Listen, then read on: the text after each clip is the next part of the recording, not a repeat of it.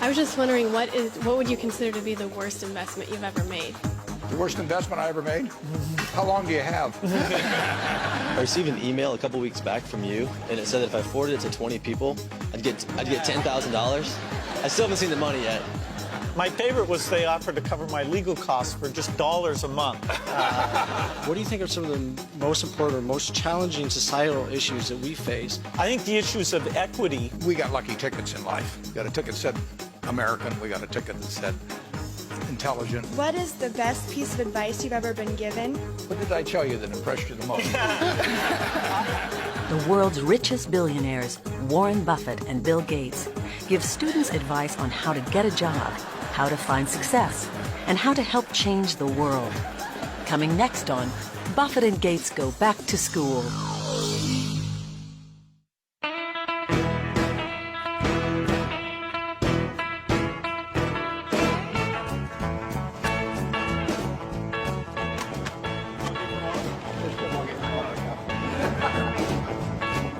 The two richest men in the world are dramatically different.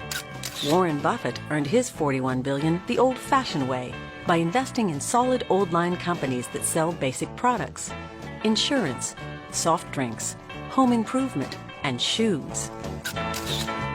Bill Gates is the modern genius who earned his $50 billion by creating the world's largest software company, Microsoft.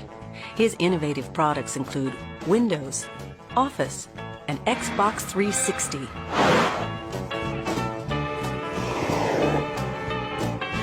In spite of their differences, the two men are close friends, and they share a common passion: interacting with America's brightest students. Today, Buffett has invited Gates to join him in a dialogue with students from the University of Nebraska School of Business Administration. Buffett earned his bachelor's degree here in 1950. There was a girl I had a big crush on, and she was paying no attention to me. She was going with some guy to play the ukulele, and I thought it must be because of the ukulele, so I got a ukulele for her to play it, and she still ignored me. Both men relish the opportunity to engage in spirited discussion with members of the next generation of business leaders. The one condition they placed on this event is that no faculty, staff, parents, or reporters will be allowed to talk. Only students will ask the questions. We're all pretty excited just to have the opportunity to meet with the two richest people in the world. There's a lot of questions. I've been waiting for this all week. I'm feeling pumped. I'm excited to see these people. Got it? Terrific. Well, this will be great. Please give a warm University of Nebraska-Lincoln College of Business Administration welcome to Warren Buffett and Bill Gates. As the men take their seats, students selected by the faculty of the business college are ready with questions that have not been shared with either Buffett or Gates. The students begin with one of the most difficult questions facing business today. Hello. Hi. My name's Kim Martin. I'm a senior finance major here at the university. My question is, how do you instill ethical leadership throughout your organization? And to begin with, how do you know that the management one level below you is making decisions that would parallel your own? We have all the money we need. You know, we'd like to have more, but we can afford to lose money.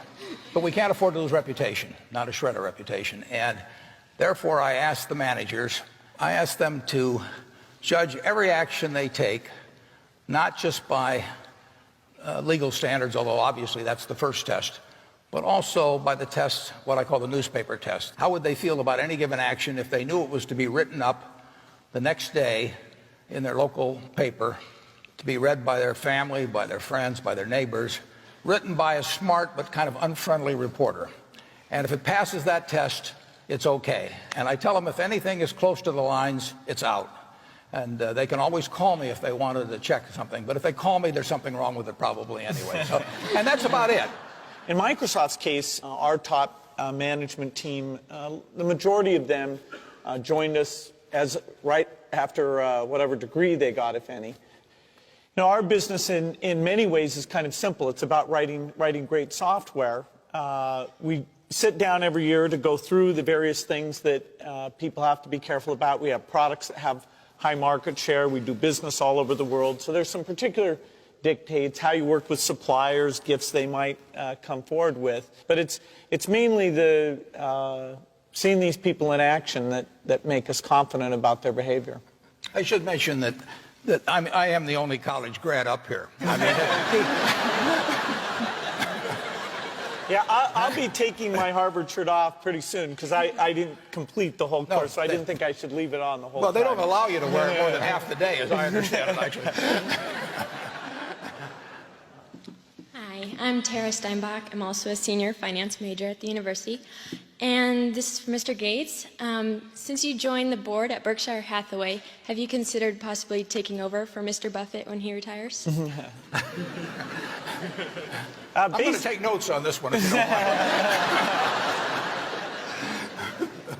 Yeah, this being on the Berkshire board is a real honor for me. And I just joined the board last December.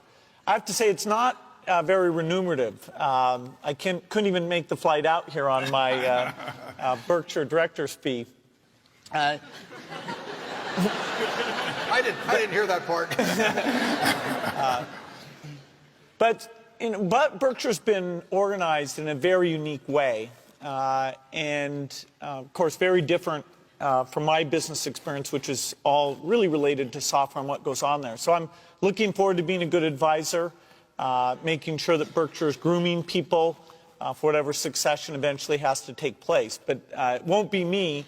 Berkshire's got a lot of great people, and they understand the unique system there, and they'll step up to it.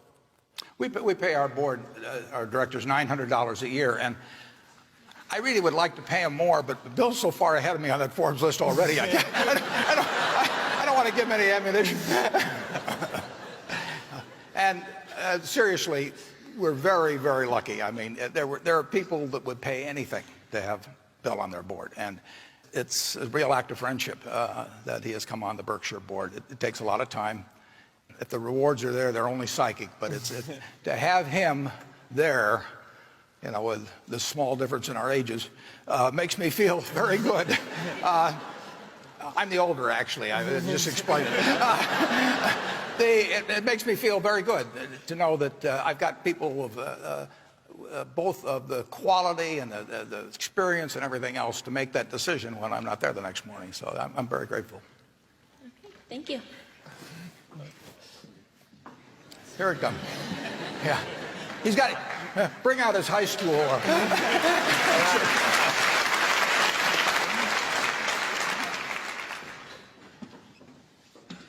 I'm Brian Poppy. I'm a junior actuarial science major. My question for you is, how did you two meet the first time? Is there like some sort of billionaires conference that I don't know about? Or? Yeah, we have these things. We don't talk about them. No, I met Bill on July 5th, 1991. And I was out in Washington as a guest of a friend of mine who was an editorial page editor of the Washington Post, and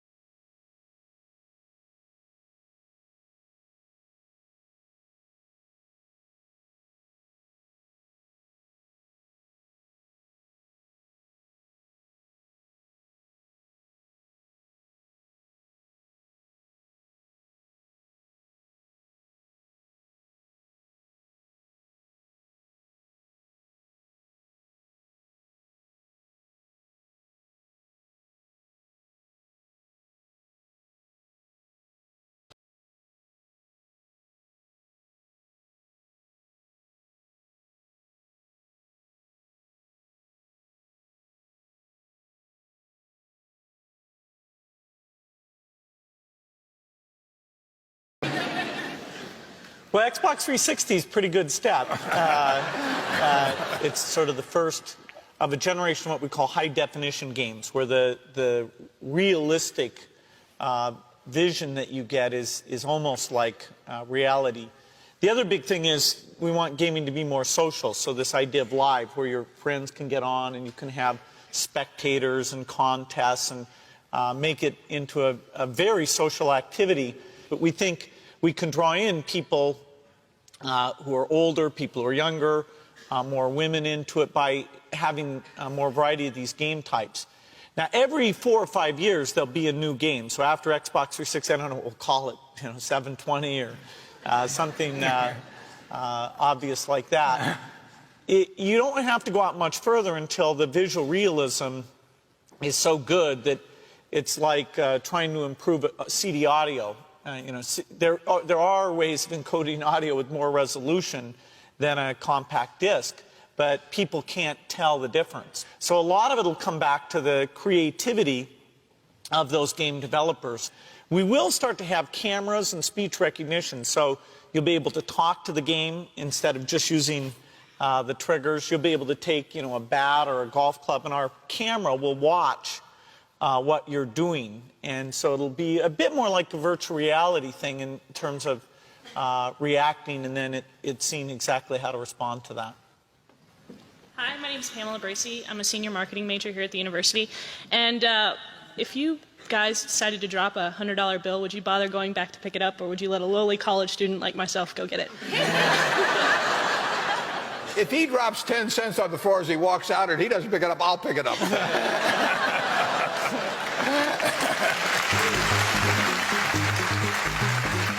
Next, Warren Buffett and Bill Gates give world-class advice to the students about good habits, making mistakes, and keeping their inner scorecard in check.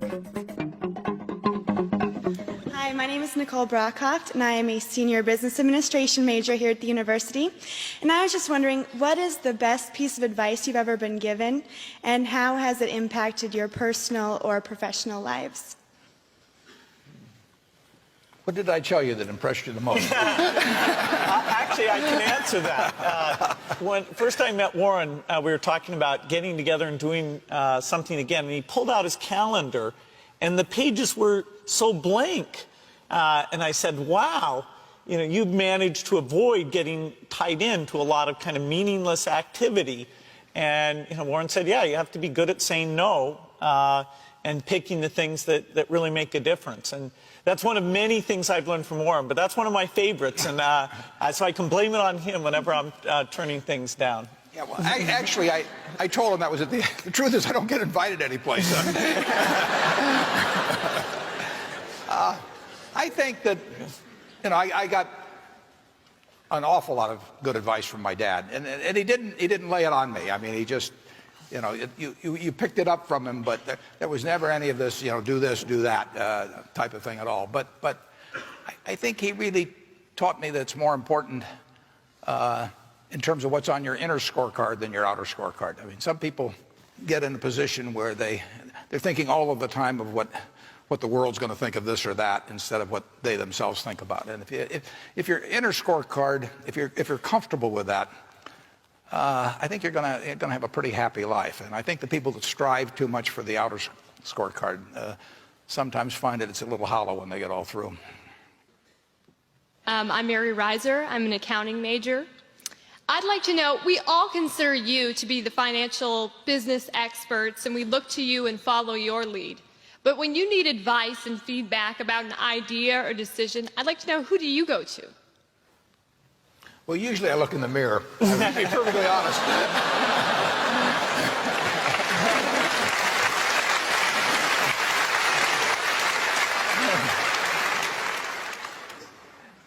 The nature of what I do means I have to think pretty much independently. Because if I take a poll, in effect, I'm going to do what everybody else is doing, and I don't think much of that usually in investments. And so I have to have an environment, I have to have a temperament personally that lets me think for myself. And I've got a terrific partner, a fellow named Charlie Munger. And you can't find anybody any smarter, any better quality of anything. But we think a lot alike, and we do talk things over occasionally, but we don't talk them over very often because I know how he thinks, he knows how I think. He's taught me a lot, you know, and you know, why should I pay for a phone call if I know what he's going to say? So if I need to get a cabinet around to make decisions or anything like that, I probably shouldn't be running the place. That doesn't bother me to have the responsibility for it, but I just don't want to put it up to a vote because I've seen too many, particularly in the investment world, as you get larger and larger groups making the decisions, they get more and more homogenized. And I don't think you will ever get brilliant investment decisions out of a large committee.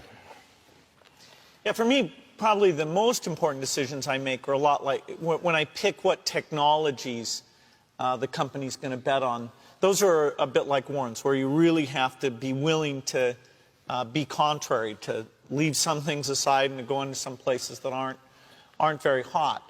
If you get outside of that technical realm, you know, I'm super lucky. I have Steve Ballmer, who's now CEO of Microsoft, and we're in each other's offices almost every day. He, you know, he's more of a business type thinker. I'm more of a technology type thinker, but we a little bit have learned what the other one's going to say over the years, so we can give each other a hard time about the positions we expect.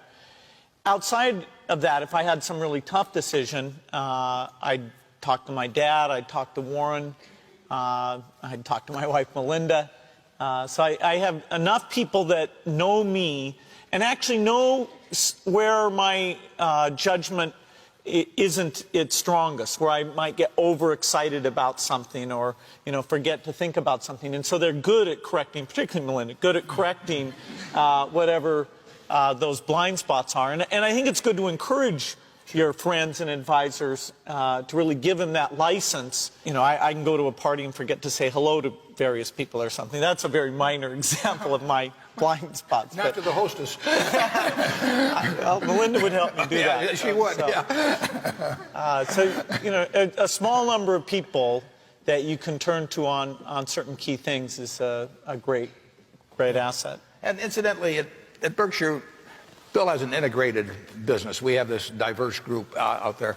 But we have 40 managers, and I really encourage them to be doing the same thing. I mean, they run their businesses, and they know how to do it, and they're going to make some mistakes, but they basically make the calls, and they don't have to check with us. It's amazing how decentralized we are in that respect. But you know, we bet on brains, and we bet on people with energy and brains and integrity, and they're going to call most of them right, and I think we would lose an awful lot by having all kinds of layers of committees to review that they had to check with and that sort of thing. I'm Caitlin Polcher. I'm an actuarial science major, and I'm a junior.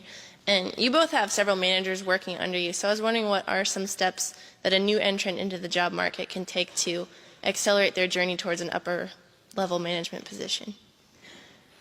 Yeah, well, one thing I will tell you that I didn't realize when I was getting out of school is how much the unusual person will jump out at you. I mean, you know, and it isn't because they got 200 IQs or anything like that. It's really because of just how they behave, you know, what they bring, the energy they bring, the commitment they bring, the quality of how they do things, how they treat the people around them, all kinds of things. But you will jump out much more than you might anticipate. One of the things you would want to be sure to do is, whether you like it or not, get very comfortable, it may take a while, with public speaking, for example. I mean, that's an asset that will last you 50 or 60 years, and it's a liability if you don't like doing it or are uncomfortable doing it, that also will last you 50 or 60 years, and it's a necessary skill. But a lot of the skills are just human skills. If you get the best out of people around you, that's a rare talent, and it doesn't correlate with IQ. It correlates with an attitude and toward the world and toward other people. And it's a talent that if you work at early and you're really conscious about it, you know, you don't have to show up other people. You know, you don't have to be smarter than they are or anything else. You want to bring out the best in them. It will pay huge dividends.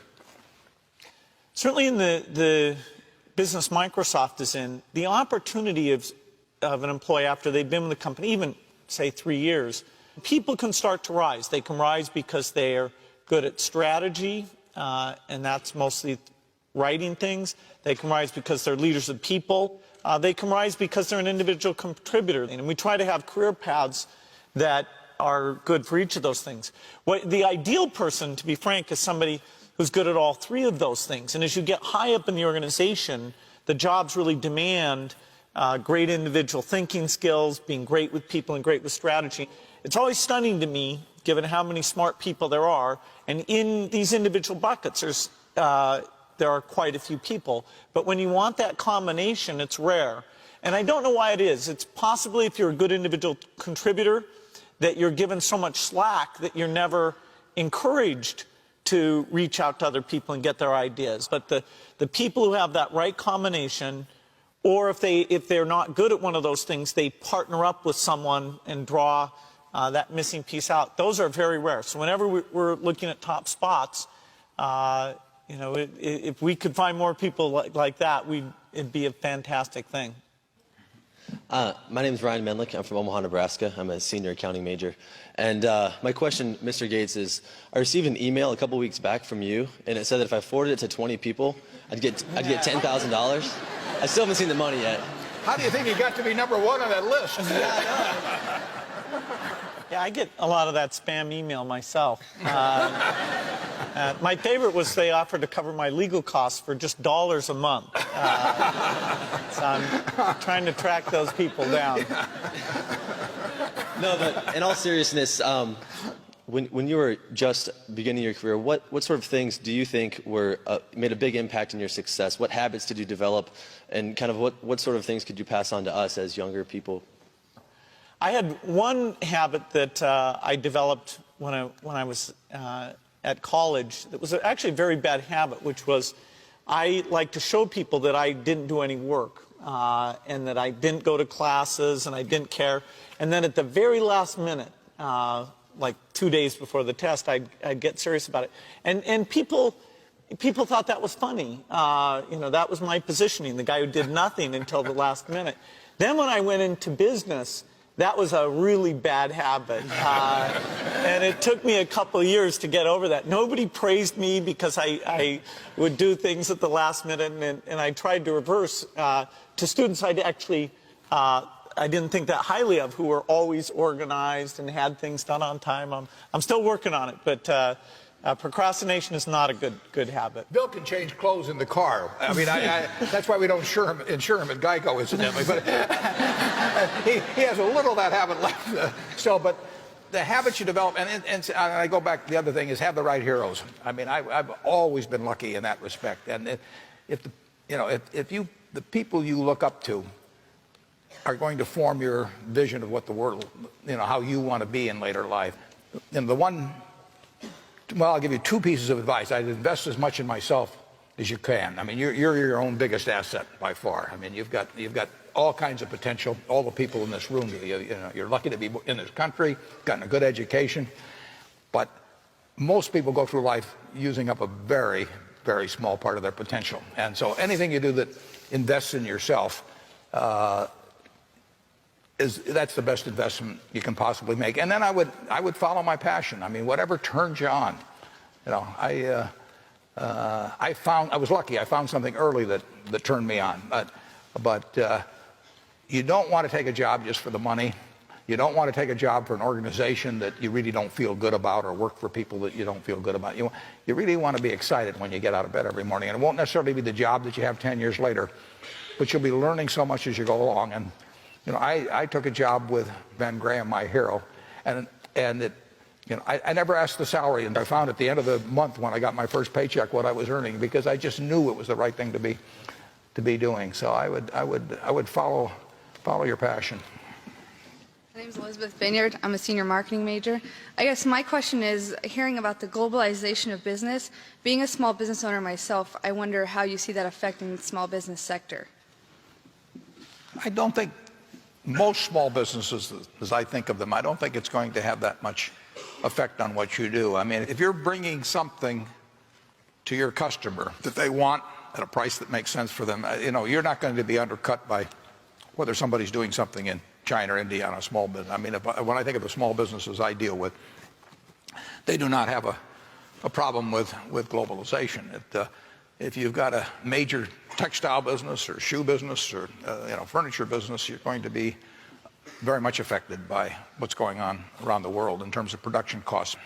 Bill? Yeah, globalization is important to track because it's changing the rules of the game. As Warren said, it doesn't directly affect a small business because usually the fact that you're there locally doing a very differentiated product means that somebody far away can't do exactly what you do. The biggest change agent in globalization is what's going on in China, where they are, in a sense, even more capitalistic than we are in terms of how they're letting businesses develop and keeping things very efficient.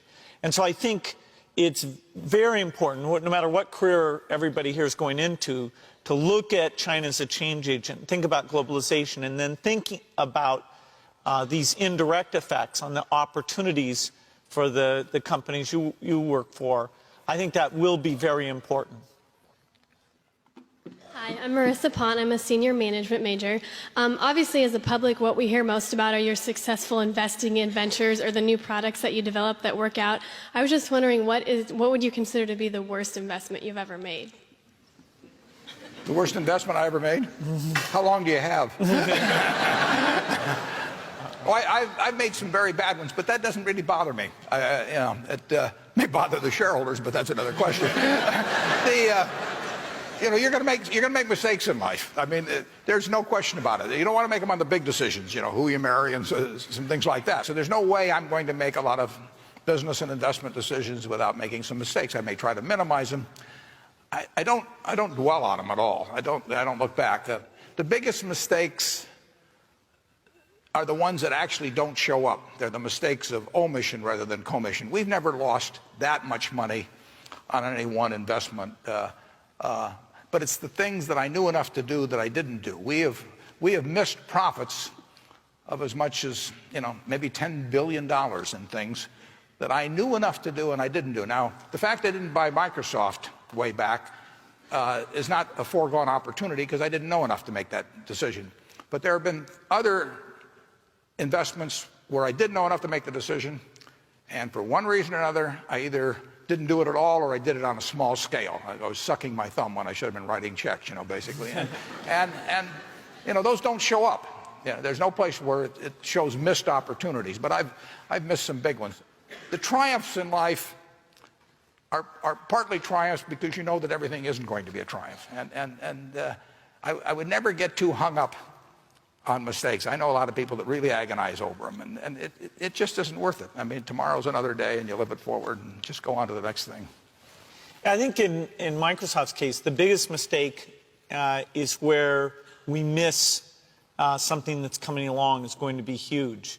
For us, if we get in too early, like the idea of delivering TV over the internet, IPTV, we got in probably 5 years before we needed to. It's just now starting to happen. I don't feel bad about that at all. There's a few things like understanding direction, say the internet search would go, where we go, ooh, we're playing a tiny bit of catch up on that. Let's work some overtime on this little problem here. People are kind of underestimating our ability to move to the front of the pack there. And we've had that in many cases. We had that when the internet came along and became this big phenomena that we needed to really push the company into that. We had that when IBM broke off its relationship with us and went into competition with us. That was a very big challenge. But we don't want to have anything that comes along, some breakthrough in terms of how software is done, that we haven't gotten the best people in and are putting that together with the work we're doing. So it'd be missing something like that'd be our worst mistake. Hi, my name is Morel Wax, and I'm a freshman international business major. How much money, as you guys being both billionaires, do you guys carry in your wallet at any given time? How much we got in our wallet? Well, I can answer that because we're going to go to this evening we're going to get in a poker game. Okay. And it's a $500 buy-in. And so I made very sure that I had at least $500 in my wallet. I have a little more than that, but I don't carry around a lot of money. Bill? No, actually, a lot of times, it's weird, I don't carry a wallet at all. What I do carry is bridge problems, so that if I get in a line or things are slow, or even when I'm driving, I like to have something mental to work on. He better have $500 tonight, though. Yeah. In fact, I brought a little extra, so I'm ready for the game. As the event nears its end, students ask questions about how they can change the world. And Warren Buffett and Bill Gates offer surprising insight into the true nature of success. Hi, my name is Stephanie Tompkins. I'm a senior economics major. A lot of us are pursuing higher education because we want to leave the world a better place than the one we found it. And That's terrific. As one person at the end of the day who can actually affect tremendous amounts of people and ideas, how do you make your decisions? You're changing the world every day. I mean, if it's nothing but the children you have, I mean, you are forming their view of the world, and you do it every day. So you are a teacher. But with the people around you, one of the best things in life to do is to surround yourself with high-grade people, because you will behave as the people around you do, but they in turn are getting it from you. It's kind of like a planetary system, and you will. I promise you, you will change the world in some way, and my guess is you'll change it very much for the better. But you can't expect to see something dramatic. I mean, it's not one of those Shazam moments or something of the sort. But you by how you're behaving are affecting other people, setting an example for other people. You will find ways to leave a better world than you entered. And one thought I'd have on that is that I think it's very important, as young as possible, to get a broad exposure in this country to people who are less successful and the kind of conditions they're living in and what kinds of things are holding them back. Is education working to tap into people's talents and giving them the equal opportunity we believe in? And then ideally to get in many places in the world where living conditions aren't nearly what they are here in the United States. It's one of these things, when you first learn all of this, it's a little easy to be down because you think, geez, I didn't know it was like that. Things are improving, and the opportunity for capable people to jump in, whether it's helping with medicines, helping with education, a small number of people can actually make a very dramatic difference. Hello, I'm Daniel DiLoretto from Reno, Nevada. My question is, our society, or our generation, Generation Y, we face a lot of issues. What do you think are some of the most important or most challenging societal issues that we face, and what can we do as future leaders to ensure that we create a better society in the future? I think the issues of equity that we have, whether it's between countries or even within our country, are pretty serious issues. And if you get too far out of whack on that, then you get a divide, and you don't get the fluidity and the sense of opportunity that this country has stood for. So I think we really got to renew our commitment to the ideals around equality, and I think there's a lot of actions that suggests we should be taking to invest in the long term that certainly at this stage we're not taking right now. I can't say it better than Bill, but we got lucky tickets in life. I mean, we got a ticket that said American, we got a ticket that said intelligent, we got a ticket, that said this time rather than 200 years ago when the same talents would not have produced much. So we got a very lucky ticket in life. A lot of people don't get lucky tickets. We were over in China together 10 years ago, and we saw some people that wouldn't make any difference what their brain power was or anything else. They weren't going to have a chance, at least for a long, long time. I think we've got to do a much better job of not only taking care of the people that get the bad tickets in this country, but in doing what Bill and Melinda have done, which is going around the world and helping those people have things that we regard as absolute, givens in our society. I mean, Bill has taken vaccines to people around the world that die at very young ages, and families that get destroyed, and all kinds of things, for things that we could do something about. Those are the things that we should be working on in your generation. Hello, I'm Jared Carlson, senior management major. My question is, if you could have one superpower, what would it be and why? One superpower? Bill, Well, you think more about that than I do. I don't know. Extending one's lifetime would be a reasonable thing. Yeah, I'll take notes if you have anything to say on that. I don't think being able to get rid of competitors, that wouldn't be much fun. That'd be like hitting a hole-in-one all the time. Being able to read super fast, that'd be nice. That'd be huge. That'd be huge. Well, Bill can read. So, I mean, he reads about 3 times as fast. And just think of, I mean, I probably wasted 10 years reading slowly. But, no, if you're talking about granting a wish, I mean, what you would, with the type of thing, I mean, what you really would hope is that somehow you could reduce the threat posed by nuclear knowledge in the world. I mean, that's going to be the great problem of mankind in your lifetime. And the knowledge is out of the bottle. The genie's out of the bottle on that. And you have a lot of evil people in the world. And then the question is, how do you prevent intent of evil people coupled with knowledge, which has now gotten more widespread, to interact in a way where huge amounts of damage are done to people throughout the world? And I think that's the most intelligent thing to work on philanthropically, for example, but I don't know how to do it very well. We do a little, but that's, that would be the wish. But the reason it's just kind of a dream is because the problem is so tough. Hi, my name is Kristen Lovegrove. I'm a senior finance major. In our society that's so material and you and your families are so well off, how do you ensure that your children value things that aren't material and things that will truly make them happy in the end?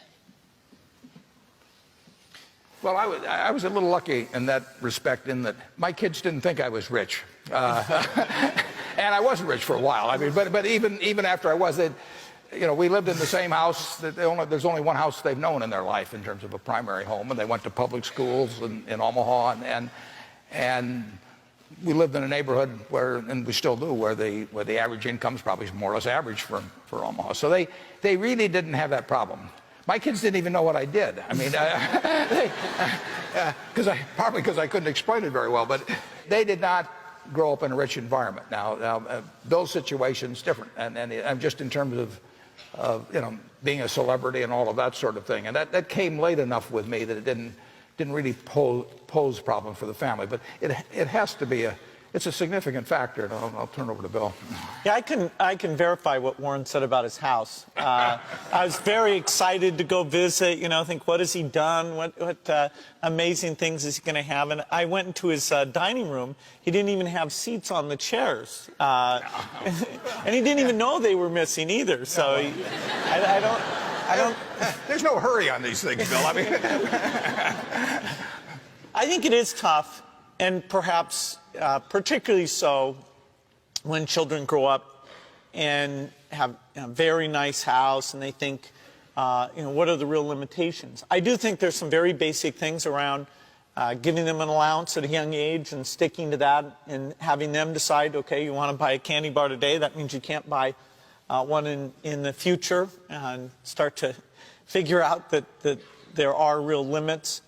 I do think we're lucky that our children will get to go to Africa and Asia and see how people live, and even from a young age understand that the United States is statistically an aberration, that the lifestyles we have, we should wish that many decades in the future that the world at large can live in these same ways, and hope that people treat them in a normal way and treat them for what they're actually good at. That would bother me a lot if they were being approached because somebody thought they could influence something. It's an awful thing. Every kid should be evaluated based on who they are and what they're doing. Our kids are rich and are going to be rich by the standards of the world. They don't think they're going to inherit a significant portion of the fortunes of either of us. I mean, 99% of what I have, it'll go to philanthropy one way or another, and Bill has the same attitude, basically, that we are not going to turn out some super wealthy kids. They'll be wealthy. I mean, there's no question about that. And, but the idea of dynastic fortunes, you know, I find it turns me off. I don't think it's what America's about. I don't think, if you talk about equality of opportunity in this country and really having everybody with talents having a fair shot at getting the brass ring and all of that, the idea that you hand huge positions in society on simply because someone came from the right womb, you know, I find that, I just think it's almost un-American. My name is Matthew Bodie. I'm a senior from Elgin, Nebraska. Several Eastern European countries have successfully enacted a flat income tax, and now there is growing pressure in Western Europe to do the same. Would you support the United States adopting a flat income tax, and why or why not? Well, I wouldn't support it. You'd be amazed how flat it is already. If you look at both the payroll tax, which is over 12% now, and that applies on the first $80,000 or $90,000 of income. So Bill and I pay practically none of that in relation to our income. The people that work for us, it's a big tax. So if you take the tax that my assistant or you know, anybody in our office pays, they've got 12% on that first $80,000 or $90,000, and then they have the income tax.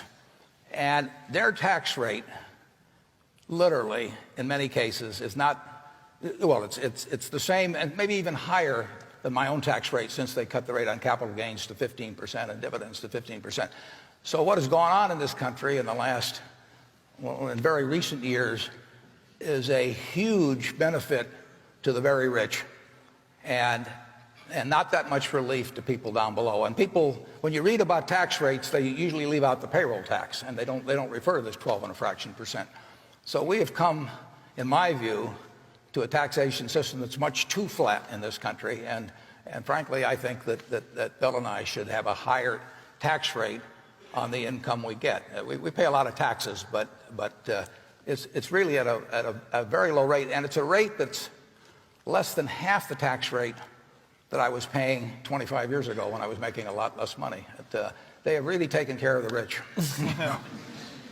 Yeah, I go along with that wholeheartedly. I think we probably need a more progressive system as we look to balance the budget, that at some point I think people recognize that needs to be done. Probably one of the ways that'll be done is that the rich should bear us a somewhat higher proportion of the burden than they do today. Very large fortunes never go through an income tax. Maybe it's a little ironic, but both Warren and I would say things in several aspects of the tax system should be more progressive. I could spend the rest of my life, and I could have done this 20 years ago, and actually pay no federal income tax, because I could have taken my Berkshire Hathaway stock, borrowed some money against it every year to live on, and when I died, you know, then the estate would pay off the debt on it. But I could have gone through my life, a good bit of my life, without paying any income tax whatsoever. And I frankly think it's very unfair. Hi, my name is Dan Senft. I'm a senior finance major. My question is, the Forbes 400 puts your collective net worth at $91 billion. By comparison, that figure exceeds the combined gross domestic product of the bottom 70 nations in the world. How do you feel that your immense wealth contributes to the balance of global prosperity? Yeah, well, the wealth, in effect, is a bunch of, I mean, the prosperity comes about through the products that Microsoft turns out. I mean, they're changing the lives of millions and millions of people. In the process, you get these eventual claim checks on society's output. These little pieces of paper that I've got in a vault called stock certificates, you know, can be turned in at some point to get goods and services of one sort or another. Basically, the money is going to go in a way that we think will have the most impact, beneficial impact on society, viewed on a global basis, not just on a national or regional basis. It will go, we hope, as intelligently as we can make it go, to change the lives of people all over the world. Now, there's two factors that enter into it. That's the amount you leave or put into charity, and then how efficiently you do it. Bill and Melinda, in my view, They run the largest one, but I would say they also, certainly among all the big ones or anybody that I know about, they run the most efficient one. They have literally said to themselves, how do we use this money to change in a major way for the better the lives of the most people in the world? What could be more rational? So they've combined what I would call head and heart with huge sums of money, and no one's gotten a result, in my view, like they have. Yeah, I think the key point here is that owning, Warren owns a big piece of Berkshire. I own still a measurable piece of Microsoft. That's not consumption. What the limited resources of society you hit those limits as you consume. And so somebody who makes, say, 50 million and chooses to, just build mansions and have things happen for them, they are diverting resources in their direction instead of those resources being used, say, to help out people who are less successful. And so, in fact, if you can accumulate some of society's wealth through luck and skill and then make sure it's used on behalf, that the consumption overwhelmingly goes to the less fortunate, it's a little bit like Robin Hood. You're recycling wealth from that top part back, and it's incumbent on the people, the higher up that list you are, the more, in a sense, there's a responsibility to put not only the wealth but your brain power into those activities. I am Allison Mack, a senior marketing major. As college students, we're constantly thinking and planning towards the future. Where do you personally envision yourself to be in 10 years? I'm glad you didn't ask my doctor. If I'm in decent health, I'll be doing exactly what I'm doing now, because I'm doing what I love now. I mean, if I could do almost anything that doesn't require any athletic or mental ability. What do I choose to do? I choose to jump out of bed every morning and run down and work at Berkshire Hathaway, and I don't see anything that changes that. I'm doing what I love, and health will determine how long I can keep doing it. But I've told my children that when I start going gaga and spend my time spinning yo-yos and things like that, that they're to come to me and tell me that it's time to step down. But I've told them they better all come as a group, because if just one comes, I'm going to take them out of the will. Yeah, well, 10 years from now, I'll be turning 60. I have to say, every time the age 10 years older than me always seems like that's when I'll be old. When I was 40, I thought 50 would be that mark. And now that I'm very close to that, I think, no, that's not being old.